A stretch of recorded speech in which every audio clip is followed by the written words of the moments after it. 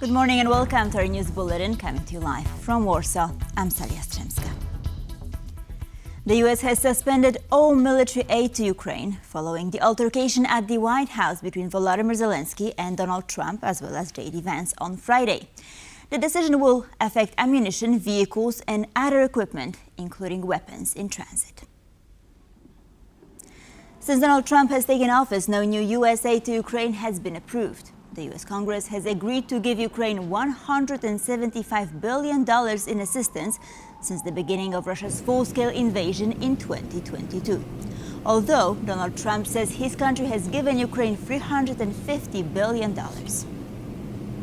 It's a great deal for us because, Biden very, very foolishly, stupidly, frankly, gave $300 billion and $350 billion more accurately to a country to fight and to try and do things. And you know what happened? We get nothing.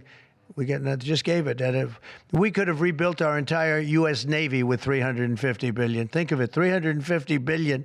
We could have rebuilt our U.S. Navy. So he gave it away as fast as the money could be gone.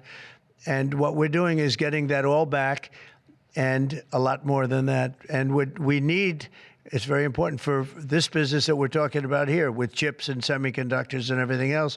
We need rare earths. And the deal we have is we have the finest rare earths that you can. Now, U.S. Vice President J.D. Vance is expecting Ukraine to show willingness to, quote, give stuff up if Kyiv wants to secure a peace deal. In an interview for Fox News, Vance said that U.S. President Donald Trump will be eager to restart peace talks if Kyiv changes its attitude. Of course, the door is open so long as Zelenskyy is willing to seriously talk peace. You can't come into the Oval Office or anywhere else and refuse to even discuss the details of a peace deal. Look, this is not going to make anybody happy. The Russians are going to have to give up stuff. The Ukrainians are going to have to give up stuff. You can't come to the Oval Office and say, give us security guarantees. We won't even engage with you about what we're willing to give up. That's been the Ukrainian posture. When that posture changes, as President Trump said, when they're willing to talk peace, I think President Trump will be the first person to pick up the phone. If you want real security guarantees, if you want to actually ensure that Vladimir Putin does not invade Ukraine again, the very best security guarantee is to give Americans economic upside in the future of Ukraine. As the U.S. paused all aid to Ukraine, President Volodymyr Zelenskyy delivered his nightly address announcing that he's been in touch with the leaders of the Baltic States about the current security situation. Zelenskyy went on to call for security guarantees and diplomatic ways to bring an end to Russia's war on Ukraine. The baseline scenario is to maintain our positions and ensure the conditions for proper diplomacy, for the fastest possible end to this war with a decent peace. We need peace, real, honest peace, not endless war.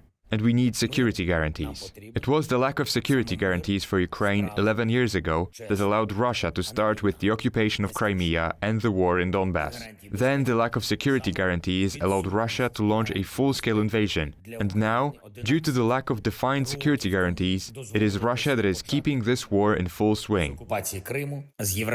We continued our work with European partners on a special diplomatic and security architecture. An architecture that can bring peace closer. I spoke with the leaders of the Baltic States, Lithuania, Latvia, Estonia. It was a good conversation about the results of the summit in London and about the possibilities and vision of all processes with America and about defense support. Meanwhile, Russian forces launched yet another attack on Ukraine overnight, targeting the Black Sea port of Odesa and its energy infrastructure. The strike led to power cuts across the city. The attack also interrupted the operation of Odesa's heating system, according to local authorities. Footage released by the State Emergency Service of Ukraine shows widespread destruction as emergency services try to put out the raging fires caused by the attack.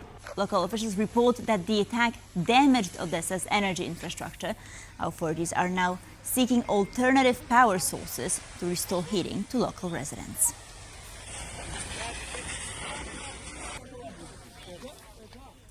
British Prime Minister Keir Starmer has rebuked Donald Trump and argued that world leaders should be supporting Volodymyr Zelenskyy as well as Ukraine in its pursuit of just and lasting peace.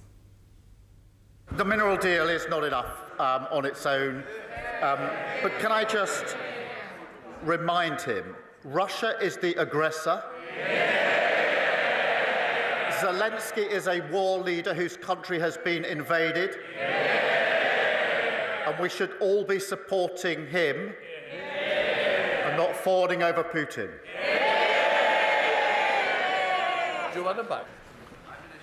I haven't seen reports of the US withdrawing support for Ukraine, and as I understand, that is not their position. I thank him for his support on this issue, although I was somewhat concerned that the SNP is continuing its suggestion that now is the time to abandon the nuclear deterrent. If ever there was a time to reaffirm support for the nuclear deterrent, it is now. We mustn't reduce our security and defence. I think it is a completely wrong-headed decision they should reconsider. Much in the same vein, Vaidotas Malinionis, founder and managing director of National Defence Foundation, spoke with TVP World about the issue, saying that, quote, "It's a last call and we should finally unite and act together and act fast." Proposal to have a coalition of willing, of course, is very rational, because we know that not all countries in Europe, like Hungary or Slovakia, are ready probably to join the same, project. So the coalition was willing is very welcome, and beside that, announcements, for example, by the UK that they are ready to provide for Ukraine additional 5,000 rockets to defend their skies against enemy rockets and aircrafts. It's also very, very good sign. Well, I think right now the most important thing what is needed is unification of Europe. Yes. And now still fighting and discussing is already too late. We need to have to come up with the decisions and solutions. So for the discussions, time I think is over. Yes. And because we don't know, and the future is very unclear. So we don't know what will be America's support for Europe. So there are a lot of, ambiguities and doubts. So I think this is not a red flag for Europe. I think it's a last call, and we should finally unite and act together and act fast. European leaders will gather for a summit in Brussels on Thursday to discuss increased support for Ukraine. Slovakian Prime Minister Robert Fico, however, has threatened to block these efforts. On Monday, Fico announced that he could block the part of the summit on further financial and military aid for Ukraine. At the same time, he stated that he wouldn't block any summit conclusions if the EU supported Bratislava's proposal for gas transit through Ukraine. Bratislava would want the conclusions of the EU summit to also include a provision on the need for an immediate ceasefire with Russia. Fico plans to coordinate his actions and potential veto at the summit with Hungarian Prime Minister Viktor Orban, who has also stated that he does not support increased military aid to Ukraine. The clash between US President Donald Trump and Ukrainian President Volodymyr Zelenskyy at the White House was an inevitable escalation. This is how Germany's probable next chancellor, Friedrich Merz, described the situation. For me, it was not a spontaneous reaction to interventions by Zelensky, but a triggered escalation in this encounter in the Oval Office. Usually, these press appointments only last a few minutes. Friday was different. And yes, I must say, I was somewhat astonished also about the mutual tone. This was not beneficial to the matter, but it does follow the sequence of events that have occurred over the last weeks and months, including the appearance of the American delegation in Munich at the Security Conference. there is a certain continuity in what we are currently seeing from Washington.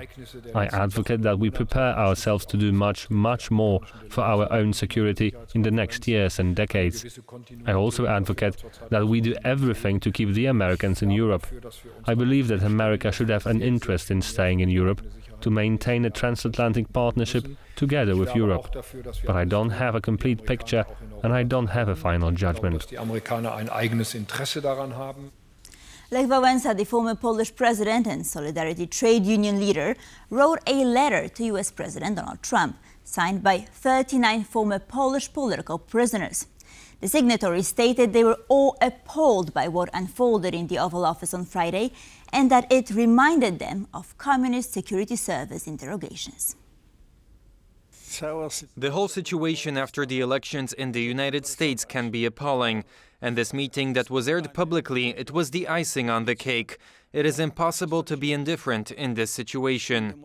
We should do what Wojtek Młynarski sang about. Let's do our own thing. Let's build solidarity.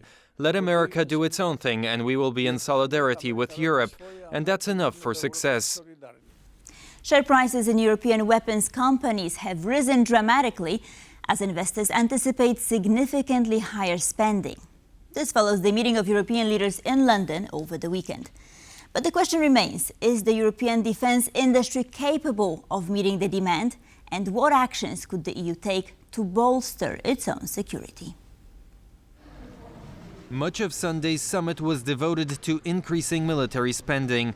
Ursula von der Leyen announced she would present a plan called Rearm Europe at the European Council meeting on March 6th. We are looking towards March 6th with caution, but hope that it will be a very clear message, showing Putin and Russia that no one here from the West intends to submit to his blackmail and aggression. There are several options on the European table when it comes to increasing funding for defense. One of them involves an exemption of debt rules for defensive projects. European Commission can't really buy tanks or planes or munition, but it can incentivize support European countries if they decide to buy either for Ukraine or for themselves. French President Emmanuel Macron wants to raid EU cohesion funds and transfer resources from existing funding programs that he says aren't being used. For the past 3 years, the Russians have been spending 10% of their GDP on defense. We need to prepare for what comes next, with an objective to spend 3 to 3.5% of GDP. The summit has affected the continent's stock markets. German giant Rheinmetall's shares opened at almost 22% higher than they closed on Friday. The stock market has also realized that Europe is more on its own and has to defend itself accordingly, and that the US has taken a back seat as a reliable partner. The question remains whether European nations' defense industries have the capability to produce more. One of the biggest problems industry has is the planability. Do you have a short-term surge in certain orders, or do you have a long-term contract? One of the Polish army's main problems is insufficient local production of artillery ammunition crucial in warfare. Poland produces about 50,000 155mm shells per year. Such capacity would not be sufficient for a country at war. The Ukrainians use up to 300,000 rounds of ammunition of this caliber every month. Ukrainians gathered outside the U.S. Embassy in Warsaw on Monday to express their dissatisfaction with the recent meeting between Ukrainian President Volodymyr Zelenskyy and U.S. President Donald Trump.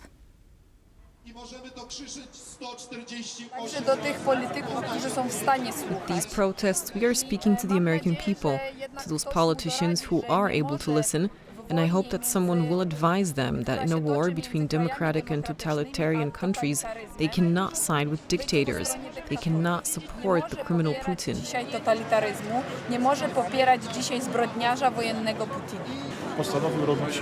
Donald Trump decided to create total chaos in international politics. What happened on Friday due to Trump's policies in the Oval Office is proof of this. You cannot treat victims like that, showing support to criminals. We hope that the United States will change its stance on this. This is not the America we read about in textbooks. The behavior of the leaders is deplorable. I am ashamed of them.